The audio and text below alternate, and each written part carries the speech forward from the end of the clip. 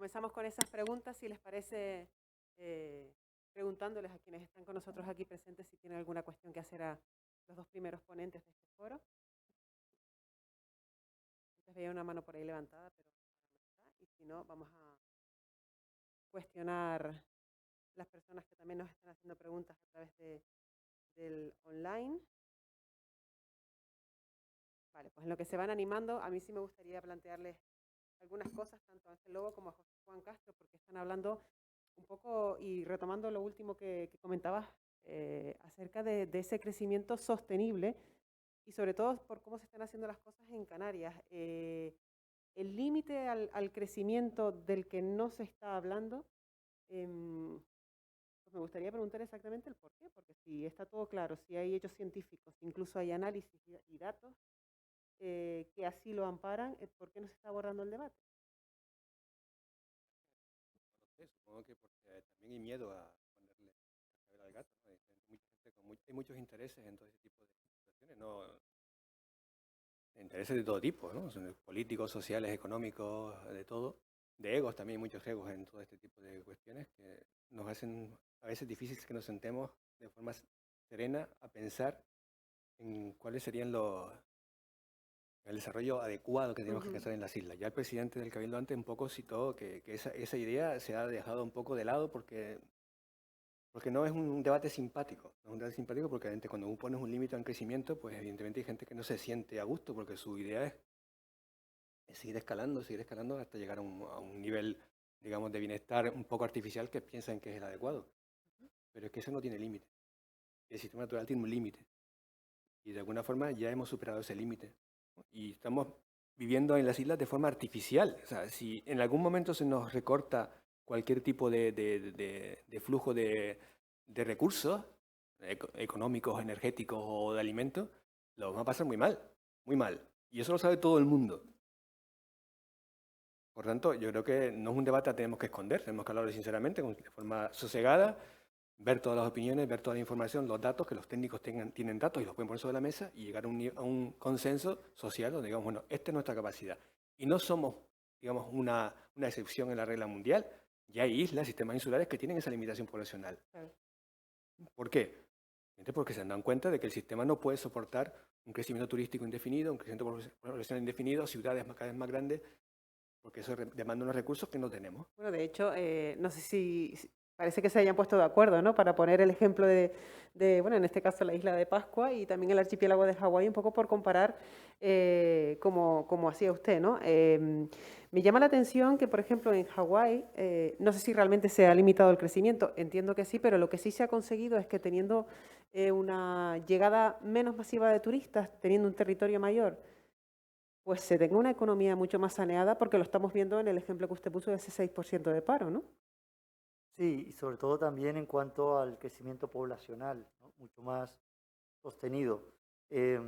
Vamos a ver, ahí el nativo hawaiano también es mucho más protector y ha sido mucho más consciente respecto a sus recursos. Yo pongo como ejemplo que en Hawái existe como 20 palabras para describir el mar. A mí me ha costado encontrar, y no he encontrado, una palabra guanche para describir el mar. Eh, los ¿Y guanches la vivían hay? de espaldas al mar ¿La hay? también. No, no la sé. No, todavía no la he encontrado. No la he encontrado. Significativo eso. Y, por ejemplo, en la isla de Oahu que cité, que es la que aglutina Waikiki, por ejemplo, que es muy conocida y tal, ¿no? Em, la capital, Honolulu, que aglutina el 80% de la población y la mayor parte de los turistas, ¿no? Aunque muchos van también a Maui, a la Big Island de Hawái, que es 4 veces Tenerife, o a Kauai también. Ya tienes Lanai, Molokai, que son islas así como La Graciosa, son Ujú. islas menores totalmente, ¿no? Pues en el norte de Hawái, eh, que no hay casi turistas, pero hay unas playas fantásticas, hay gente que reside ahí. Y lo llaman el country, al igual que el sur lo llaman el town, ¿no? Y entonces hay un lema que dicen keep the country country, ¿no? Es decir, mantengan el campo campo, ¿no? Y tienen una enorme, eh, digamos que casi es como una religión el tema de la protección de sus recursos naturales. Nosotros hemos aceptado absolutamente la transformación de nuestro territorio. Y la hemos incluso hasta la hemos visto positiva, ¿no? Yo pongo muchas veces el ejemplo de las playas artificiales, ¿no? Como hemos visto que un litoral, que gracias a Dios ya no se puede, como por ejemplo el tema de los arrecifes, ¿no? Están protegidos por Europa. Muchas playas artificiales por ejemplo, de Tenerife, del sur de Tenerife, se han hecho sepultando arrecifes artificiales bajo millones de metros cúbicos y muchas veces ni siquiera de arena natural, que podría tener una cierta gracia, sino incluso esa arena de cantera, ¿no?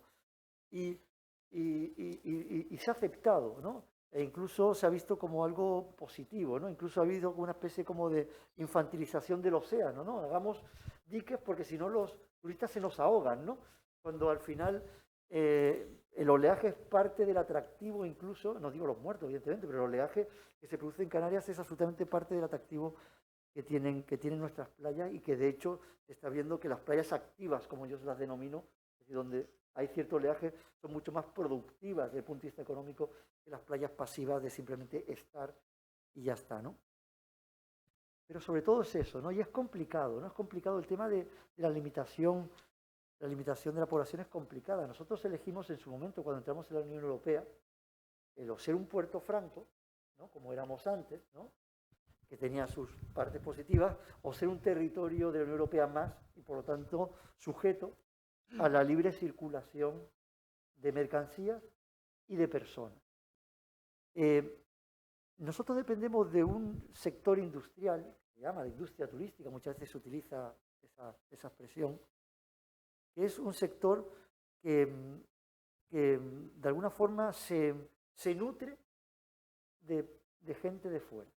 Es decir, los trabajadores, que muchas veces están más cualificados para trabajar en el turismo, ya directamente son personas que van a venir de fuera, porque están más cualificados, sobre todo en cuestiones lingüísticas, ¿no? Muchas veces decimos, no, es que no estamos preparados.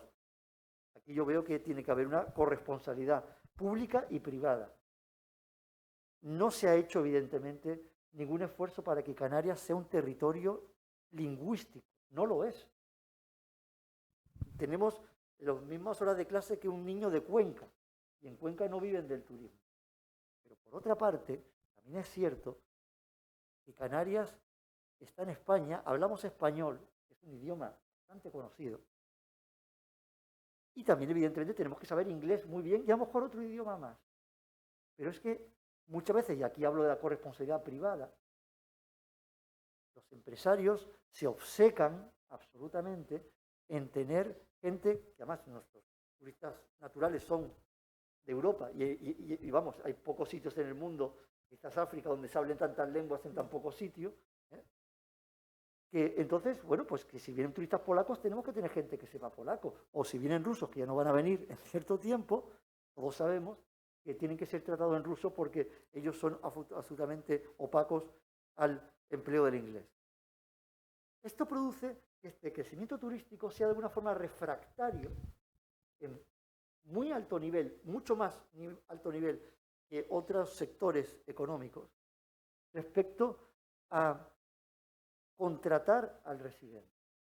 Y eso provoca, y hay una relación directa y absolutamente probada, entre el crecimiento en número de turistas y el crecimiento que ha experimentado Canarias a nivel poblacional respecto a nivel poblacional. Hay una relación directa. Y eso es un poco también uno de nuestros retos. Es decir, yo veo complicado tener una ley de residencia, aunque en islas pequeñas, por ejemplo, en Finlandia, en el mar Báltico, hay unas islas que tienen una especie de ley de residencia pues porque tienen un equilibrio, un tema, son muy pequeñas. Entonces dice, oye, es que si va gente a vivir aquí, desde el punto de vista ecosistémico, bueno, esto no se va a poder sostener. Pero es que me da la sensación muchas veces, y ya llevamos hablando desde hace 20 años, teníamos un tema que se llamaba moratoriaya.com, no más de 12 millones de turistas, nos parecía ya, y no estábamos en 12, en el año 2001. Y ya parece que es que como estuviéramos otra vez en el kilómetro cero y empezando a hablar, ¿no? Cuando se va a hacer una gran infraestructura, es como si no hubiese infraestructuras, o no hubiese una sobredotación infraestructural en Canarias. Cuando estamos hablando de hacer una playa artificial, es como si no hubiese ya playas artificiales suficientes o puertos deportivos. Y entonces me da la sensación de que estamos otra vez como en cero, cuando la sensación que tenemos que transmitir Muy bien decía el profesor, es que ya hemos sobrepasado nuestra capacidad. Lo único que podemos hacer es recomponernos de alguna forma. Y el cambio climático puede ser una gran excusa en ese sentido, pero hace 20 años no se hablaba de cambio climático y ya se intuía efectivamente que estábamos sobrepasando la capacidad de carga. Eso que hablabas tú del respeto, ha llegado a ese nivel de que hemos cambiado la protección de ciertas especies vulnerables para permitir la construcción de algunos sistemas portuarios. O sea que esa, digamos, cariño hacia nuestra naturaleza en Canarias no está tan arraigada como puede estar en ese sistema insular que tú hablabas de Hawái, ¿no? Y eso se ve hasta en la clase política y las cosas, las decisiones que se toman. Y eso es un ejemplo, digamos, paradigmático. El caso de las cebadales ¿Alguna cuestión en la sala? Tenemos una mano por ahí. Buenos días. ¿Se me oye? Sí. Y gracias. Yo tenía dos preguntas hablando sobre la capacidad de carga. Y sí. Juan José Castro decía que la capacidad de carga es variable. Entonces me gustaría saber si en la esfera del planeamiento, de la ordenación del territorio, habría que ordenar de alguna forma pues, que se adapte más a esta variabilidad, y si lo estamos haciendo bien, elaborando planes que están teniendo en cuenta la capacidad de carga variable. Y la otra pregunta, ya más para el señor Lobo, los redactores de los POEM o los promotores es el Estado, ¿no? ¿Tiene algo que ver las competencias cedidas del litoral y ahora que recientemente sabemos que de alguna manera se han limitado esas competencias? Gracias. Les pido brevedad en la respuesta, que estamos ya fuera de tiempo, ¿de acuerdo? ¿Quién Pues, empieza? lo más breve es decir que no. No se está teniendo en cuenta la capacidad de carga, no se ha calculado nunca la capacidad de carga, nadie se ha molestado en hacerlo y por tanto no entra en ninguna planificación la capacidad de carga. O sea, y si la hay, es a ojo de buen cubero. O sea, es que no. Bueno, y también muy brevemente a su interesante pregunta, efectivamente los planes de ordenación del espacio marítimo son transversales, es lo que se llama la ordenación integral, ¿no? Entonces, no ordena un sector, como por ejemplo un plan regional de acuicultura, que tenemos y es competencia autonómica, ¿no? Sino que ordenan distintos sectores, muchos de ellos que son competencia autonómica y no son competencia estatal, ¿no? Simplemente el Estado lo que está haciendo es, se ha reunido evidentemente con los distintos agentes, también ha habido consulta a las administraciones implicadas que habrán dicho lo que han dicho, y no he tenido yo en mis manos esa documentación de lo que cada consejería, por ejemplo, o cada cabildo incluso ha podido decir respecto a las competencias propias afectadas. Pero, de todas maneras, yo creo mucho en esa técnica, pero el resultado, ya te lo adelanto, va a ser bastante decepcionante. Es decir, date cuenta que no lo dije en la ponencia, pero en marzo de 2021 tenían que estar aprobados, mandato de Europa, estos planes.